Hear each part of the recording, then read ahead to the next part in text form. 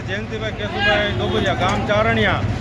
આટલા બધા ડીઝલ લેવા કેમ તૂટી પડ્યા? સાહેબ એને બીક લાગે છે, અંધાઈને કે યુદ્ધ હાલે છે, મળશે અને ભાવ વધશે અને ટોક કરવા માટે અંધાઈ ઉપડી પડ્યા છે. એમદા બાકી એટલું બધું અટાણે જોતું નથી. સમજાઈ ગયું. આ અત્યારે લઈ લે. હા, લઈને ટોક કરી દે, પછી તો અહીંયા ઘટશે તો કાગડા પડશે. કોઈ આવી છે ને અટાણે લાઈન લાગી. વિજયભાઈ ક્યાં ગામ દેવા? પાટવા દેવળેથી. આ ડીઝલ લેવા કેમ આટલા બધા? ફેસર માટે. ટ્રેક્ટર માટે, થ્રેસર માટે.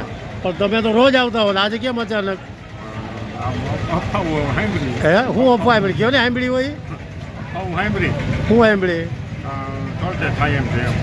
સોલ્ટેજ થાય, ભાવ વધારો થાય એવું એટલે અત્યારે ભેગું કરી લઈ.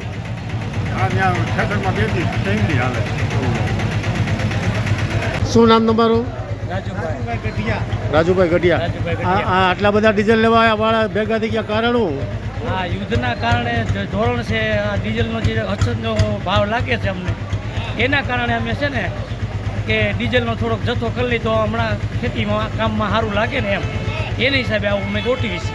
એટલે આ બધા ખેડૂત એમ જ હશે ને? ખેડૂતને દરેક અત્યારે મોસમનો માહોલ છે એટલે એ રીતે આ બધું આયોજન ગોઠવવું પડે એવું છે.